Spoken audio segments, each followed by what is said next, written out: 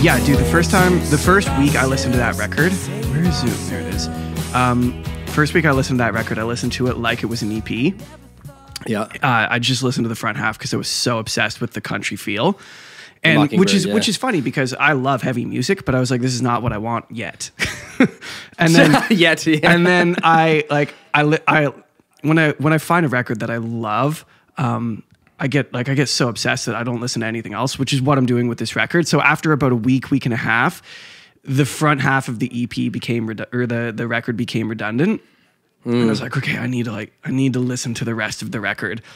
And it took me like 2 listens. And I was like, oh, because the back end of like, there's the Mockingbird and the Crow, right? Yeah, the Crow's the heavier. Yeah, but there's like the song, The Mockingbird and the Crow. I don't love the Crow portion of it that much, which I think gave me like a stinky feeling about the rest of the record. But once you figure out how sick 30 Odd 6 is and like Truck Bed and all those jams, it's just like, oh.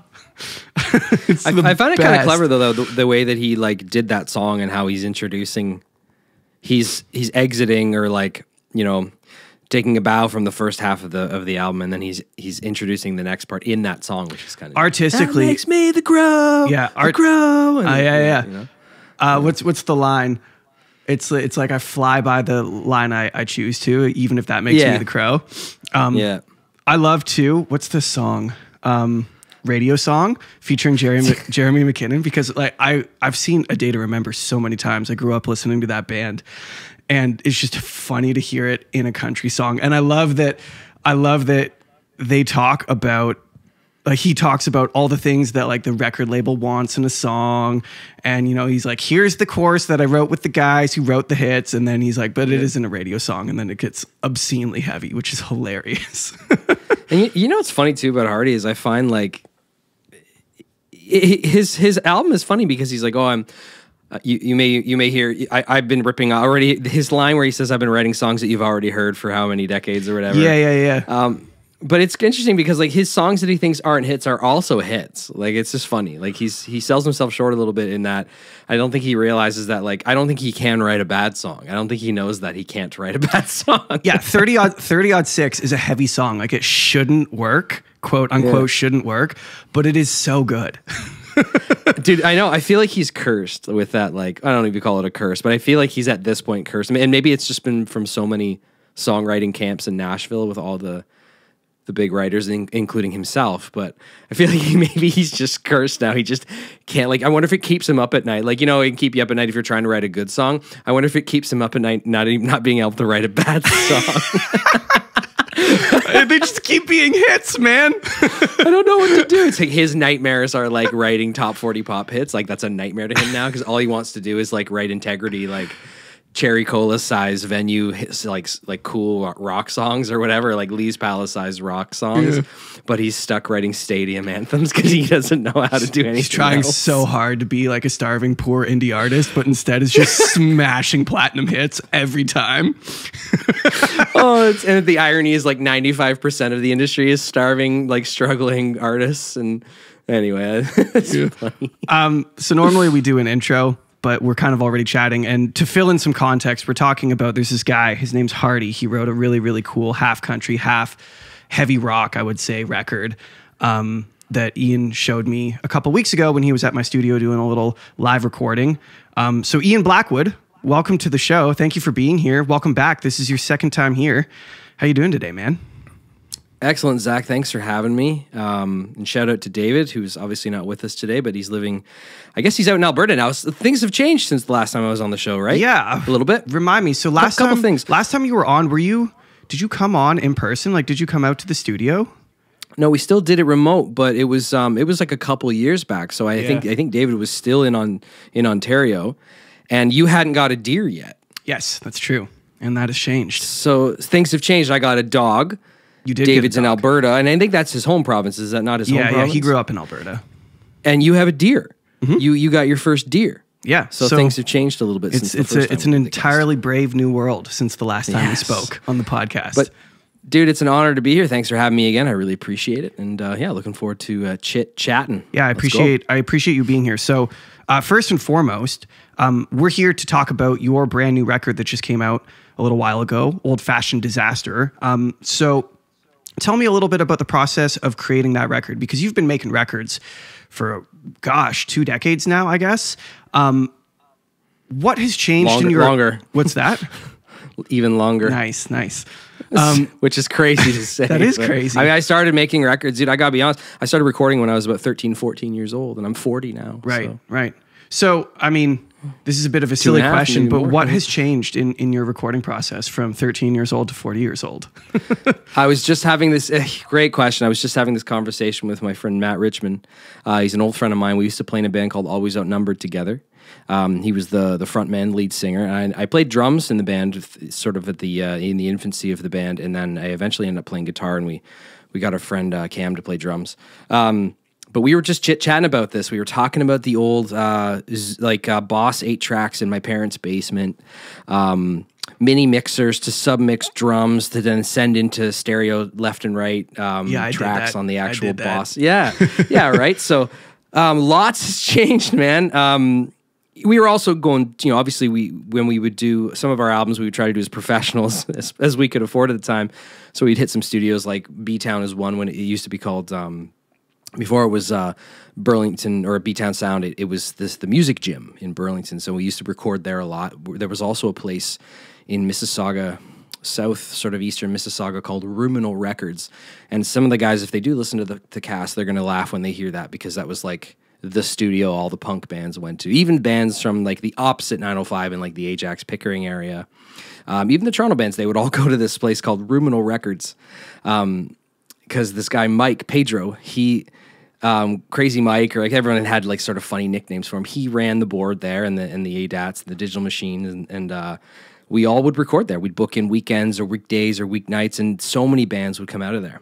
So at the time, we'd be in little studios like that. I think he lived with his mom. Mike Pedro has his mom randomly, and it was an industrial area of Mississauga, not an area you'd want to call home. You could call it your studio, but I don't think you'd want to call it home. But I think Mike lived out of there. But lots has changed since then, like going way back then. And then now, I mean, Matt and I were just discussing about the things we can do now with state-of-the-art audio in our homes. Like, it's just wild. Like, things I wish I had when I was 13, 14, 15. I mean, I probably would have made just a mess of it anyway, but at the time I could have trialed and errored a little bit better. But, at the time, we just didn't have... Firewire wasn't even invented yet, let alone Thunderbolt. And computers and audio didn't necessarily mesh that well yet. It was still ADAT systems and mixing boards and stuff like that, which is really cool. But nowadays, it's I'm making records in my little singer-songwriter studio here at home. So it's come a long way. Is there anything that you miss about the old way? Yeah, I mean, yes and no. You know me, I'm a man of efficiency. Mm-hmm. So, and you and I had this discussion when we were doing the live broadcast for CTV Saskatoon, and just before we went to camera, you and I had a good chat about time. And this also comes with experience and just, growing up and a trial and error, but time to me, especially nowadays with songwriting and song creating, I don't like to spend a lot of time fuddling with microphones and finding sounds. I just don't anymore. And maybe there's a part of me that misses that as being a younger trial and error type person. But personally, I just don't like doing that, because I like to get to and again, this could just be an anxiety thing. It could be just as you get a bit older. I like to spend more time on the craft of writing the song and trying to make the song the best it can be. And I don't like the other things to get in the way. So on one hand, yes, I miss those like adventures of let's find that snare sound we've been looking for. Mm. Let's take hours and let's mic it and bring in 5 snares and tune them differently and put different chain on that one, and try the birch over the steel, or mind you, I'd go steel every time nowadays, but absolutely. But yeah, I think nowadays, and we were chatting about with the introduction of all this digital interface and digital console, like, gosh, it's so cool now. Like, you've got, same with me, like I opened up my console settings for a podcast today. Took me a minute. Microphone was ready to go. I'm done. Mm-hmm. Like, I can have a console that has a pre-mic drum kit. The only thing you're going to have to do is tweak it depending on the drummer, excuse me, and depending on the frequency of the, the attack and the hits and the consistency. But other than that, it's like you're ready to go. And when we were getting ready to broadcast for the CTV Saskatoon, you had those drum sounds in minutes, man. And I just love that because we could still focus on what we had the other part we had to get done, which is, okay, we're not only recording this live, we're videotaping it. yeah. So, which is a new element for sure.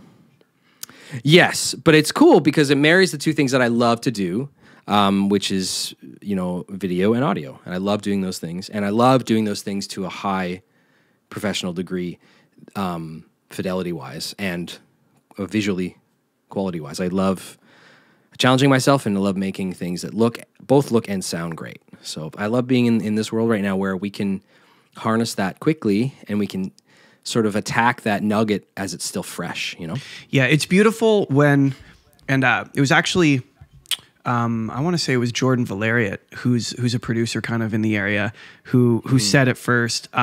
It's really cool when the gear gets out of the way and you can just like focus on the music, which is what you're actually trying to do. You're not really trying to, I mean, some people are. Some people like the deep experimentation and the trying different stuff and all of that, but there's a workflow that happens when the gear gets out of the way and the gear becomes simple that allows for musicianship and artistry to come through that I really, really like. Let's talk about the writing of this record.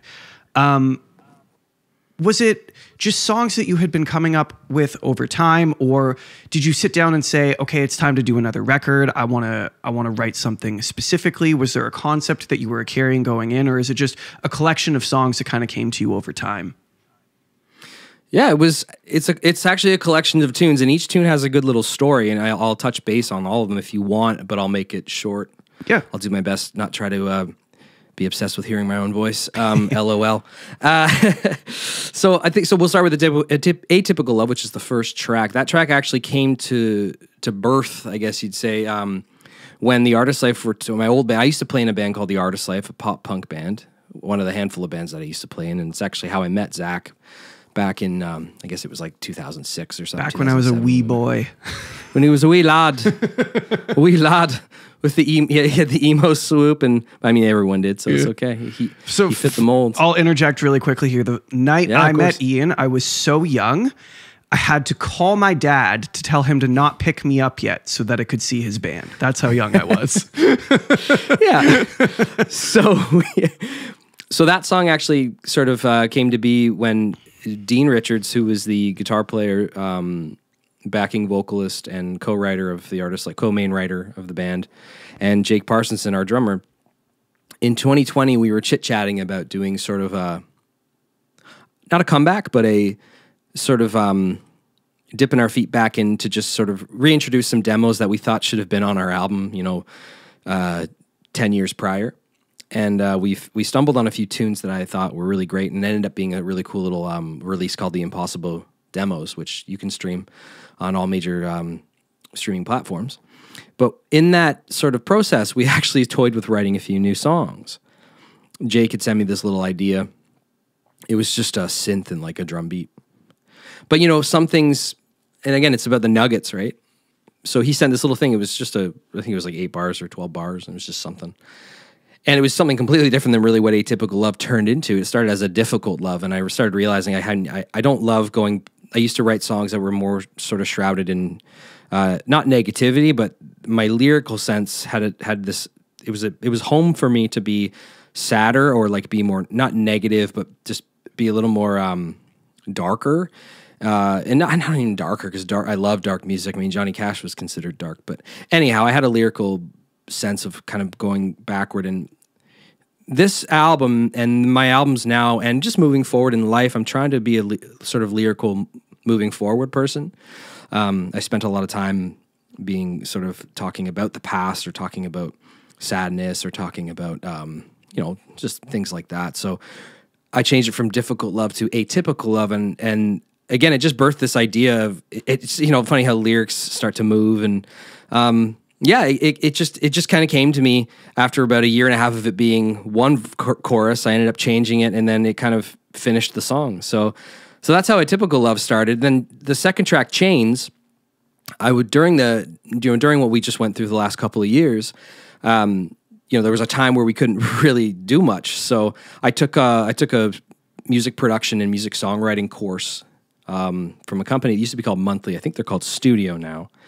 And it was a fellow named Ryan Tedder, tiny artist named Ryan Tedder. You may or may not have heard of him. He's only had about 1 billion streams, 30 billion streams or something. He's only written songs for some of the biggest artists like Adele and Pink, and he's only in a tiny little band called One Republic. But I took his course. I think I heard of those guys. Yeah, you might have. Yeah, you might have. I took his course, and it was a month-long course about how to write and produce better songs. And one of the outcome of it would be you would have 3 polished, ready-to-go tracks that you could do with as you please. And I decided when we got to the 3rd song, it was a collaboration, and you could collaborate with whomever you wanted to. And I thought none better than to collaborate with my sister Sarah, who's also in a tiny band called Walk Off the Earth. People may have heard of that band. Zach, I think you might even work for that band. I think I've come across them once or twice. So I called up Sarah and I said, I have to do this collaborative songwriting effort for my final unit of this production course I'm doing, and would you be interested in kind of doing a co-write? And as you know, she's really, really busy. So of course she said yes. She's my sister, and it's kind of one of those things. It's that unwritten rule where we're there for each other no matter what. So, if I'm in Australia, I'll fly home just to, if anyone needs help, all that kind of stuff. So, but this being not as heavy as that, she said, yeah, of course. So we got together and we wrote this song, recorded it, and I submitted it. And again, the course was fantastic. I'd recommend anyone who's into who's having any songwriter's block, or anyone who just wants to up their game in not just songwriting but also production. And also reverse, if you don't know much about production, you don't need to do this course. And again, I'm not sponsored by this company or whatsoever. I just had such a great time doing it. So, but that's how Chains came to be. Run Forever, track 3, was just one of those tracks that it was not in the Artist Life bank per se, but it's an Artist Life sort of influenced style song with the 4 on the floor, and I call it the kind of the Joy Division pop punky Joy Division track on the record, and it just has that upbeat. We could do anything. We could run away and do anything, and go on an adventure and live life, and kind of that like uplifting kind of vibe. So that one just kind of came naturally, as some of them do. And then Falling for You, that was fun. That was I wrote that last Valentine's Day. For gifts and like anniversaries and birthdays and Christmases. I'm an artist, and as artists do, I tend to write my significant other, Erin. I write her songs, or I write her things, and that would happen to be one of the songs I wrote for last Valentine's Day. But it was in a completely different vein when I wrote it, and it was actually one of those challenges again from the same course that I did, the Tedder course. They just had a monthly challenge. They threw out an email and said, if you're interested and you want to get peer feedback and you want to work with other artists, we're challenging you to write a Valentine's love song. And I was like, I love songs. That's like my bread and butter. I love doing that stuff. And here I go. So I dove in with that one, and then I ended up changing it, just sort of rhythmically and mix-wise. I added some little more rock flair to it and up the instruments and up the ante a little bit to it. But and then Cold, the final track on the album, the writing, that album, that came from Artist Life songwriting as well. I had the song prior to any discussion about like an Artist Life revival of like music or playing live and stuff like that. I had that song in the bank chorus wise. I never had written much verses for it. Chorus bridge structure I kind of had, and I don't tend to do that anymore. I tend to kind of write sort of full songs, whether or not I edit them in between here and there afterward. I try to write full songs, try to commit to that. Like, I'm going to write it and it'll be 85 or 80% done unless someone else gets their hands on it and they want to chop it up and make it 10 times better. Awesome. But with Cold, I hadn't really finished it, and it just felt natural to ask Dean Richards, again, the guitar player and co-writer of Artist Life. I asked him if he wanted to kind of help, if he had any interest. And he loved the song right at the gate. He's like, oh, and we actually have a version of it that has like full band electric, and it's pretty upbeat, kind of Angels and Airwavesy, Blink-182 kind of sounding, and it's cool.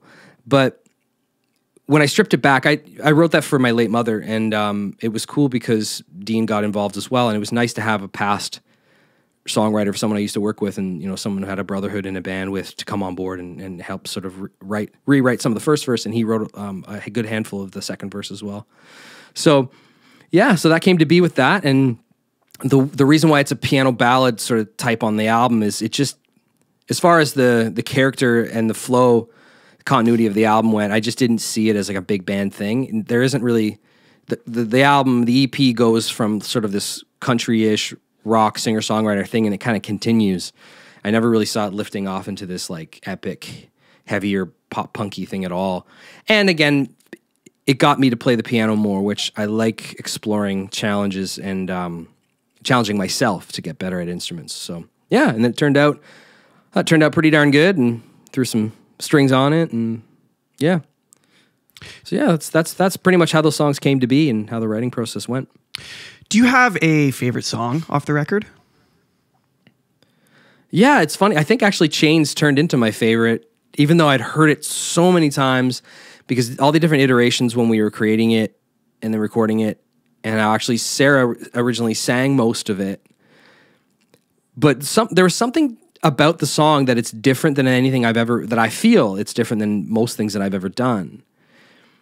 And there's this like, I don't know if I felt liberated, but after everything we went through and moving forward in life, I thought to myself, why wouldn't I put a song that makes me A, feel good, and B, happy on this EP? Not only that, why wouldn't I put something that sort of represents maybe a different gear or a different shift in like my creative outlet? And yeah, I think Chains has become like my favorite song. There's just something fun about it. I call it my Phil Collins era of music. Oh, that makes sense. Yeah, with the instrumentation.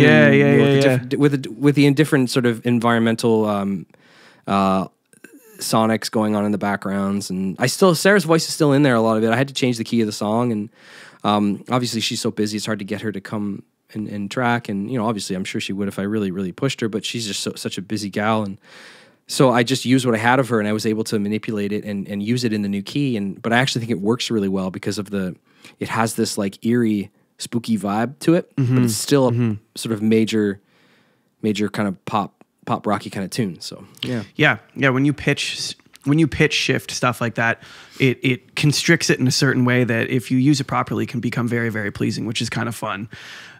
Yeah, and very musical, which sometimes is really neat because you weren't sure. Like sometimes you can totally ruin it, and sometimes it can actually become even more musical. Absolutely, absolutely. So where did the title "Old Fashioned Disaster" come from? It's a lyric in Chains, and it's in the pre-chorus. And I don't know, I've always thought. There's an artist I would listen to for decades. His name's Ryan Adams, not Brian. I love Brian Adams, the great Canadian Brian Adams, rock and roll star. But an artist name, and he might be a little controversial right now, but Ryan Adams with an R. He wait, who's controversial? Brian or Ryan? Ryan. Why is Ryan controversial? Well, he got Me Too'd a couple years back. Oh, so. Okay. I just haven't been paying attention to him. So yeah, he got Me Too'd, but it doesn't. I don't know. Listen, there's some excellent songwriting and poetry that the guy's written, and it still affects me to this day.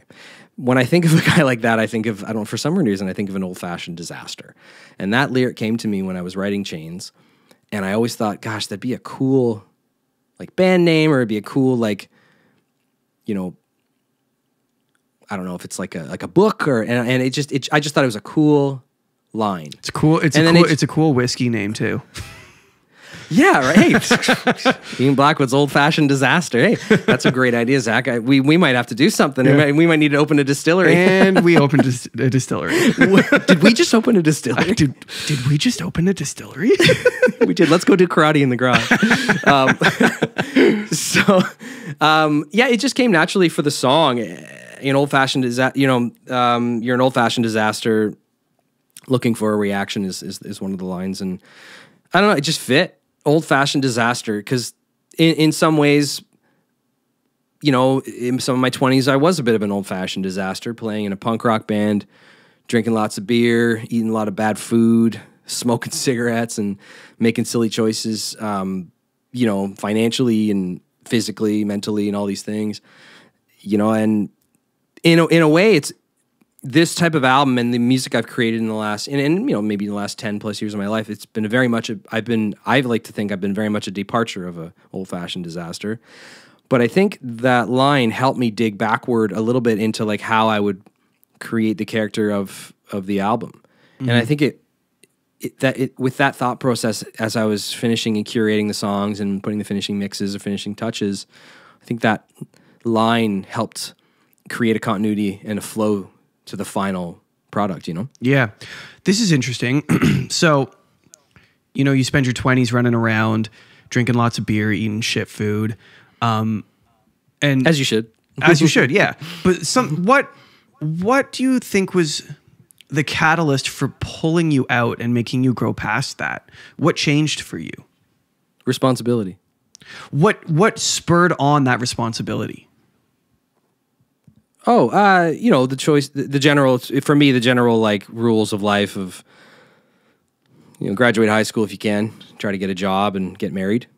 Mm-hmm. But I just took a long 10-year gap in that to like really suss it out in my brain. And then when I hit my 30s, it knocked on the door again. No, it was just have fun. But I think there's a bit of a societal breakdown, I think, and this is just my opinion, so listeners can do with it what they please, but there's a lack of responsibility, I think. There seems to be. We talk about that all the time. That concept is very familiar on this podcast. Yeah, you guys are, you know, you're familiar with it, and it was just that.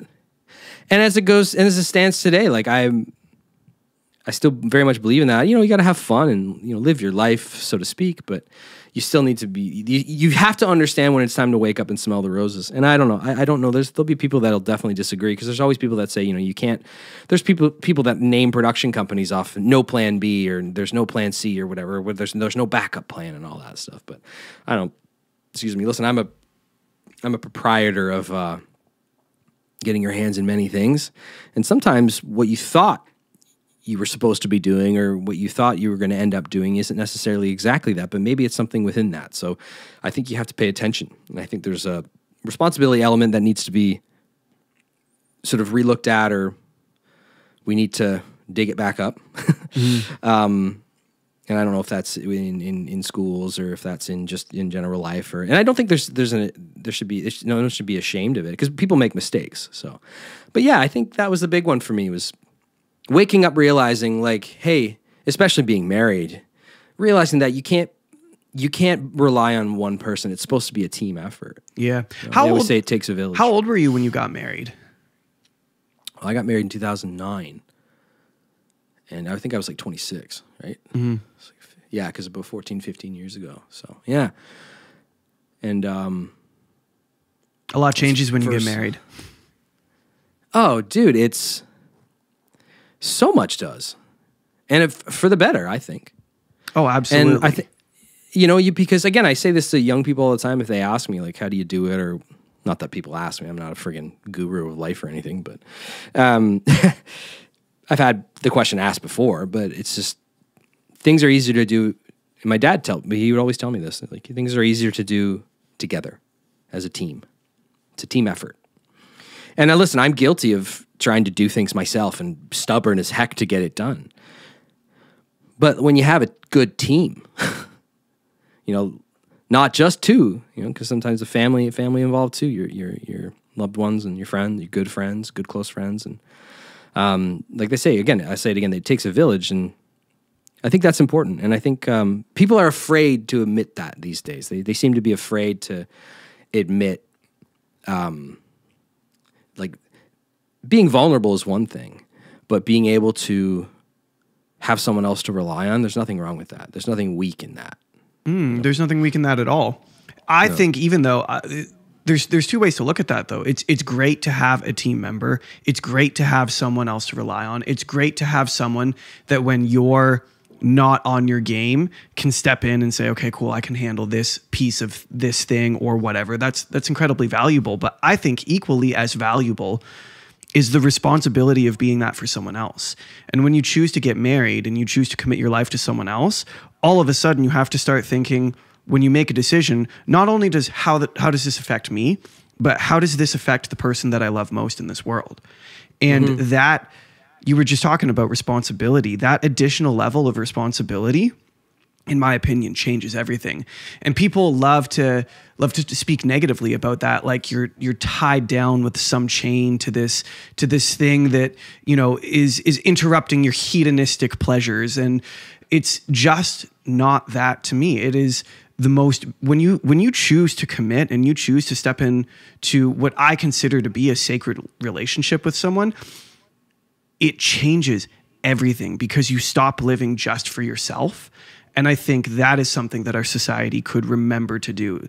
We could remember to spend more time committed to people around us and not just to our own hedonistic values. Yeah, very well said, man. I couldn't agree more. And like you said, it extends. It doesn't just have to be marriage. I think people could be better at, at their internal relationships and solving problems rather than just giving up and walking away. You know, depending on the situation, of course, everyone's got their own sort of personal things, but yeah, man.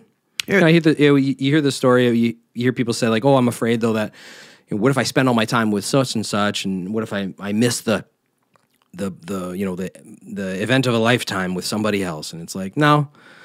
I think if you live in that world, I think you're living in a dream world, man. Like, I think there's something to be said about the challenge as well. Like there's marriage and relationships and good solid friendships, good foundations that they can have their challenges, but I think it's worth it, right? Absolutely. And I'm young in my marriage, so perhaps I have a skewed perspective and I am aware of my own ignorance. But when you encounter the choice of when things aren't going well and you encounter the choice of, well, what do I do about the fact that things aren't going well?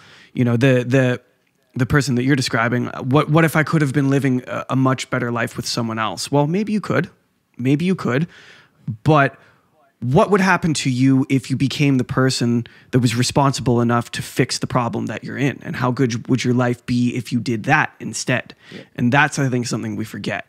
Who would you have to become to fix the problems that are in front of you? And would that make you a happier and better person? And I mean, I obviously think that would. I think encountering those challenges and facing them head on and being willing to be stuck in the suck and work your way out of it will make you a better person than just taking off and trying something new.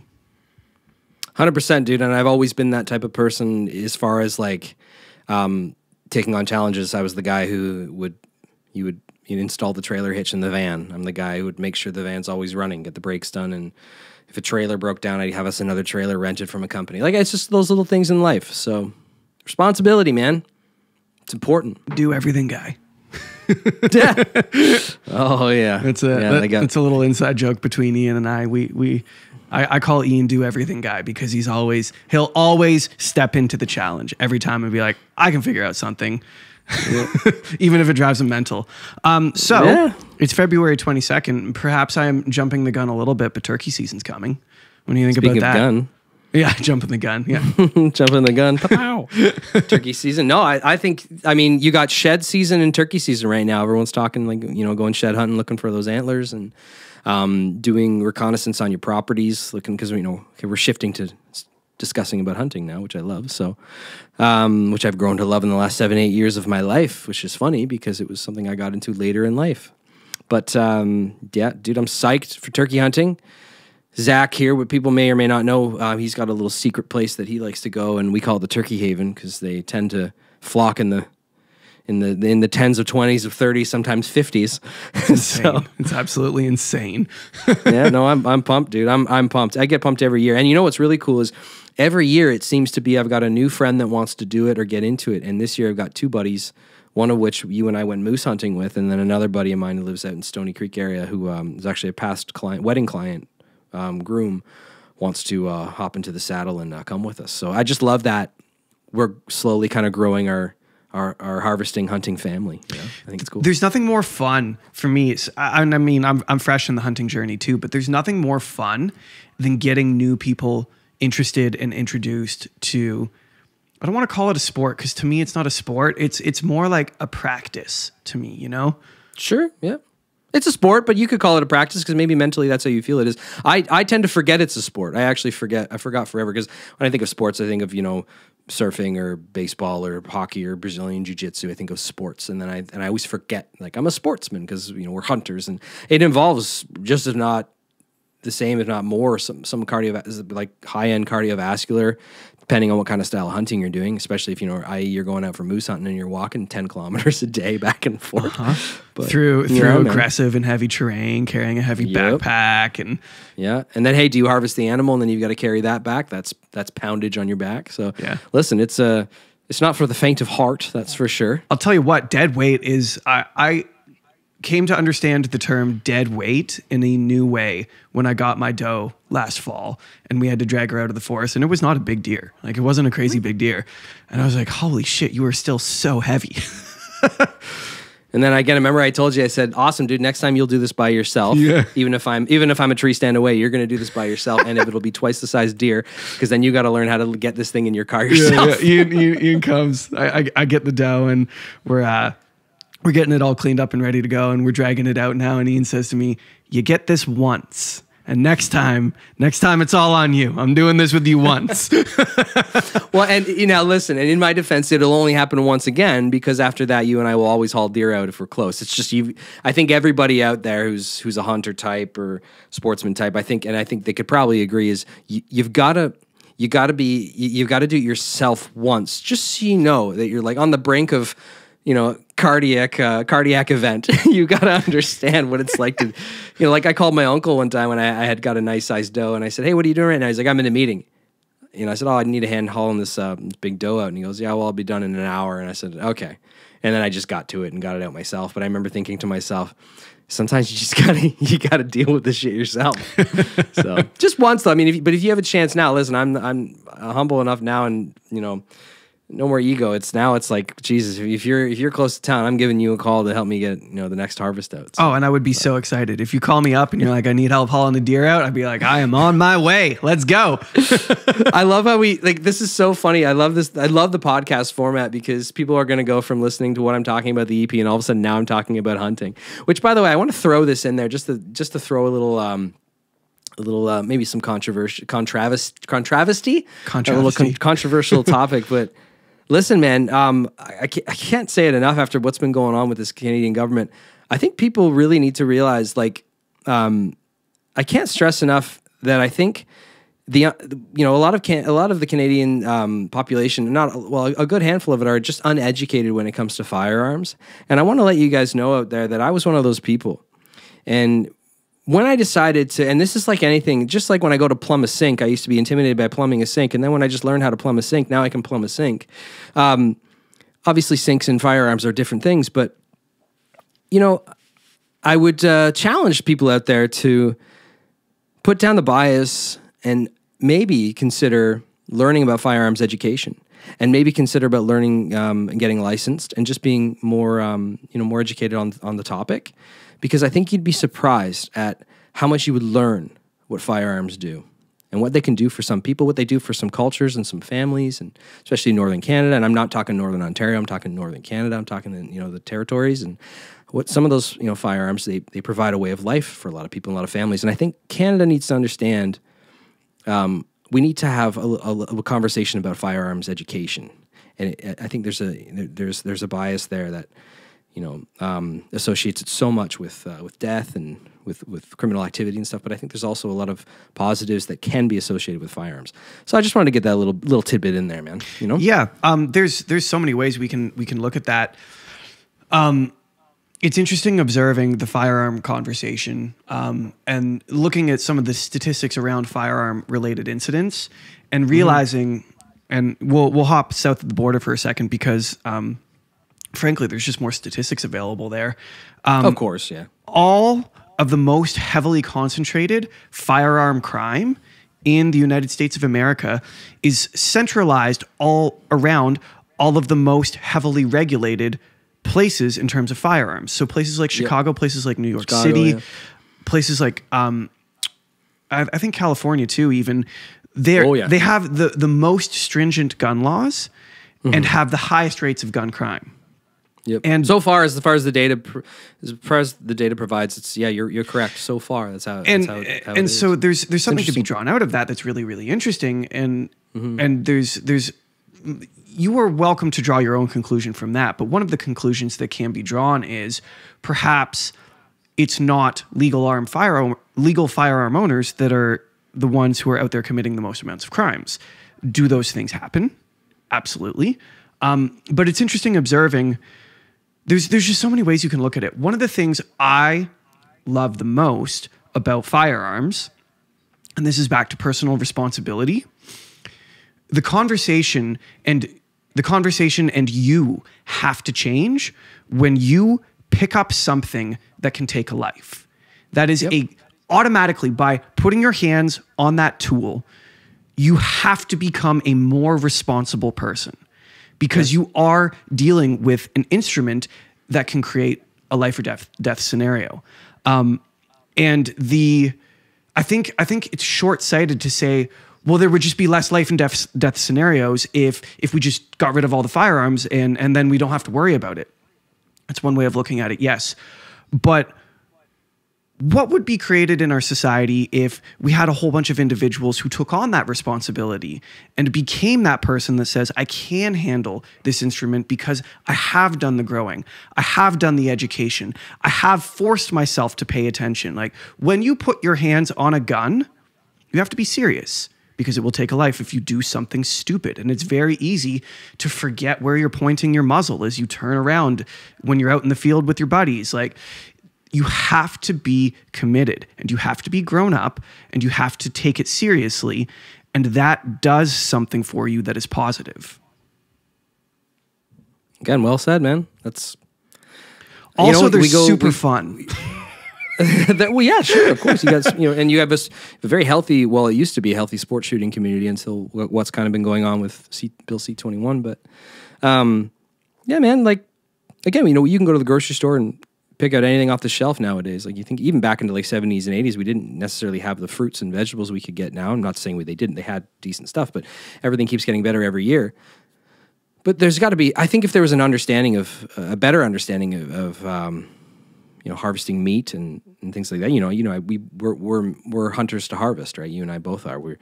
We go out there to understand that we're going to take an animal. If we do take that animal, we're going to eat, we're going to use and consume and use as much of that animal as we can. And I think people need to just understand, and whatever you decide to use, crossbow, bow and arrow, firearm, whatever, like, I really think if there was an education program, not just based on getting your license, but also, in a way that was sort of like maybe voluntary, or maybe just promoted a little bit more as like the positives of firearm education and firearms use and stuff like that. I think maybe we'd look at a different society a little bit differently. There is a few cultures and there's a few countries, and I can't remember if it's Sweden or Switzerland, and I was going to look this up, but one of them actually, each family is given a rifle. And I think it's Switzerland or Sweden, and someone is going to laugh or correct me on that, or maybe those two are wrong. But there is a a country in Europe that your family is given a rifle, and you have the right to know how to use it, and it's stored in the home, and it's in the homestead, and it's the family's harvesting tool, and or their family's protection tool, but they're all educated on it and how to use it, and they understand it. And I really don't think there's anything wrong with that.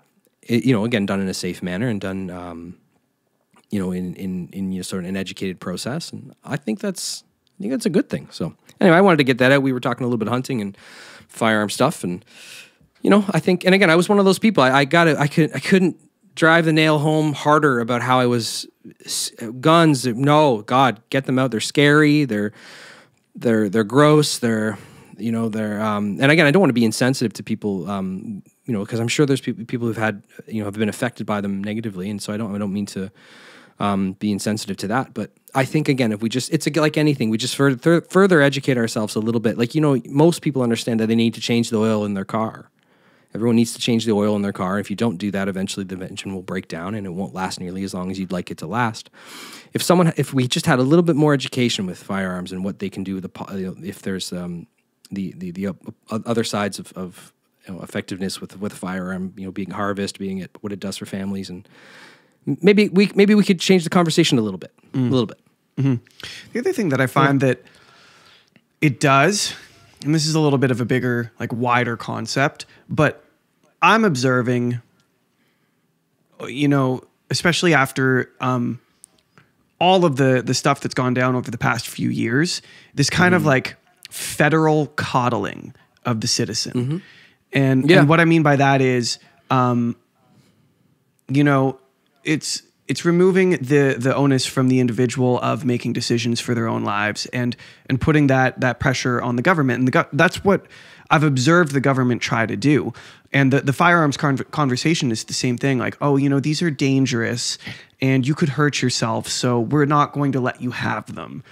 And I just think that's such utter bullshit, because I don't want to be coddled. I want to take that pressure and that responsibility and put it on me, because I want to be able to affect my own life as much as possible. I don't need someone else to do that for me. I don't need someone else to make decisions for me.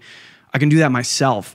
And it's interesting to observe, and it's across a number of different factions in society, but I just see this coddling of Canadian society that makes me uncomfortable. Like, wake up, grow up, do it for yourself, and you'll be a better person for that. That's it, man. Also, these, you know, we it seems that we've kind of forgotten some key ingredients here with politicians. You know, they're supposed to work for us, right? So I think we've lost a little sight of that, where we feel like we're working for them or we're trusting in them, and they're supposed to work for us. Yeah. So what do you feel about Pierre? How are you feeling about Pierre?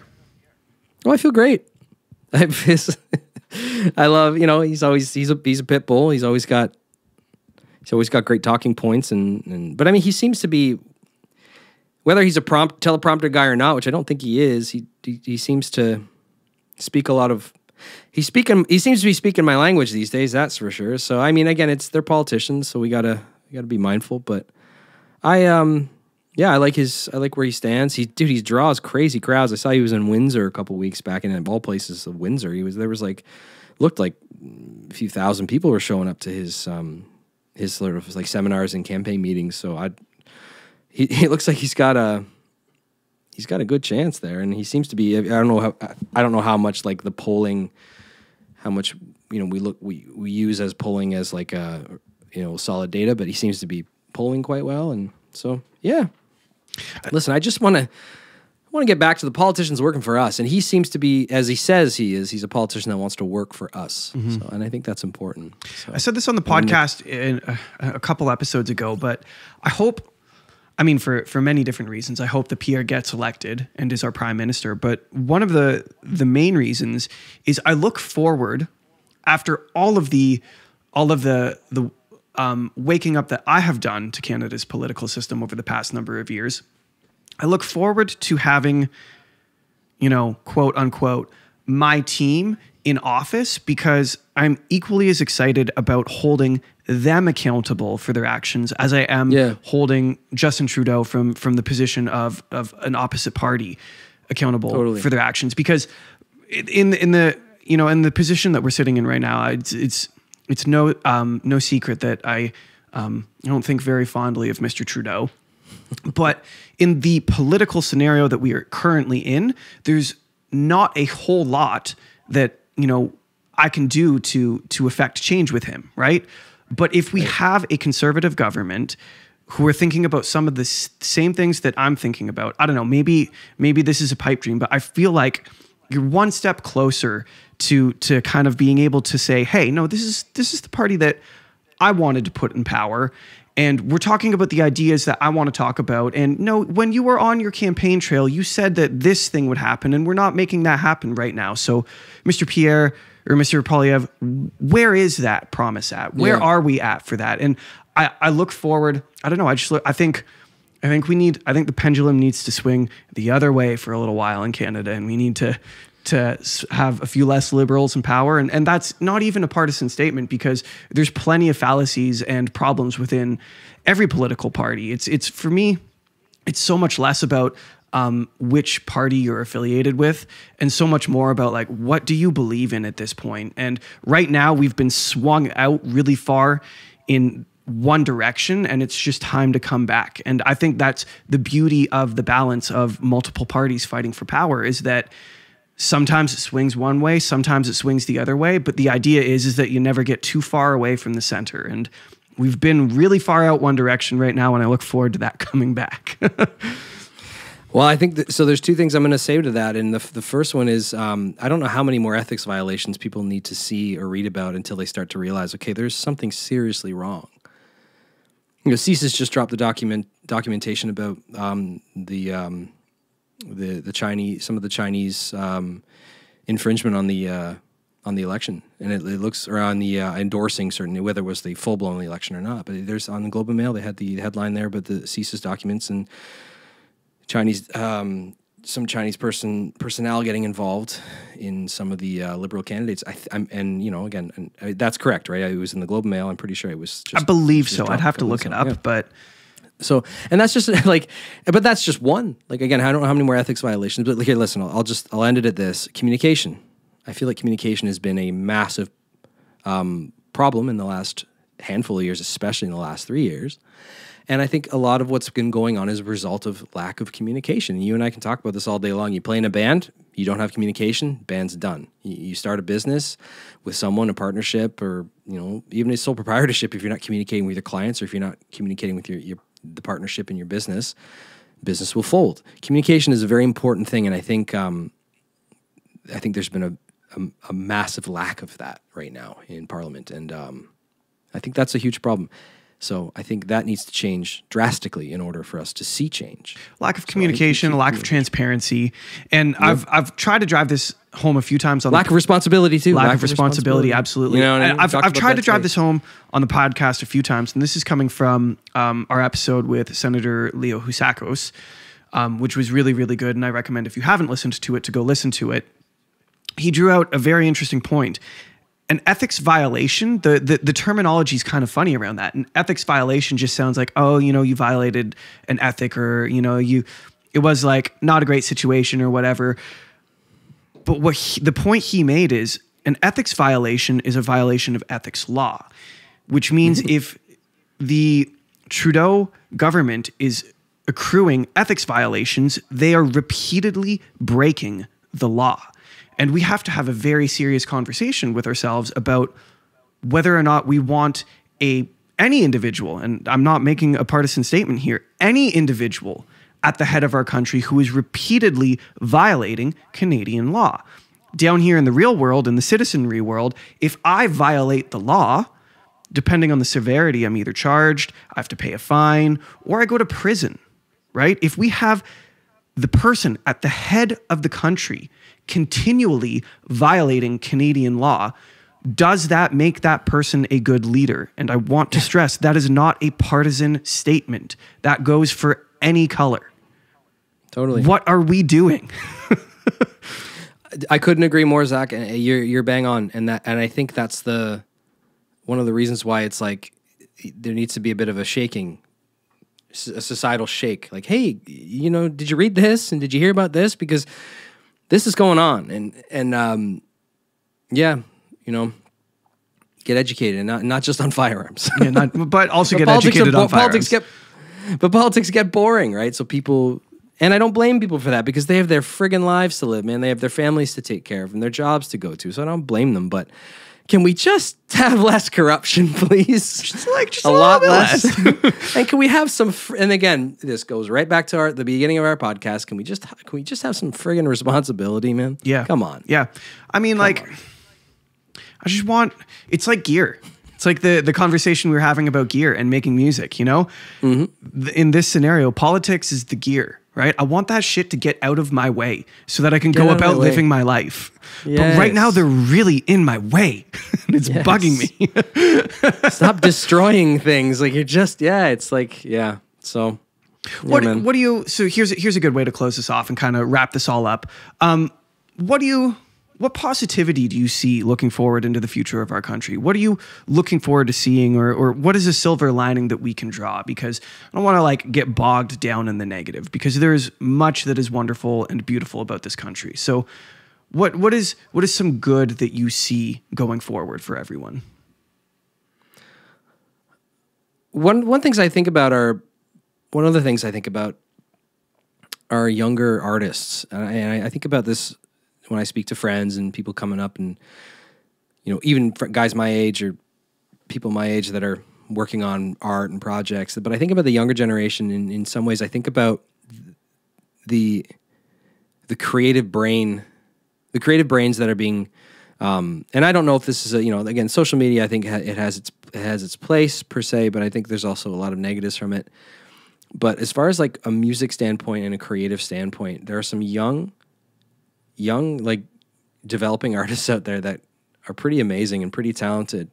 And I try to look at that as like going forward as a positivity. Like there's someone a quarter of my age that can do all the things that I do right now because they're being sort of brought into a world of this crazy state-of-the-art audio tech at their fingertips in their bedrooms, in their parents' basements, whatever, in their band's rehearsal studios.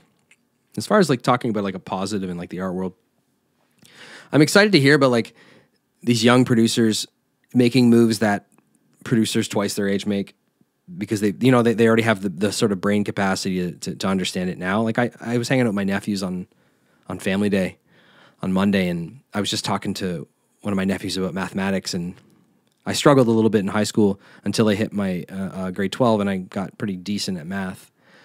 He's already really good at math, and we were just discussing math, but he's also, a bit of a sports kid. He plays music too.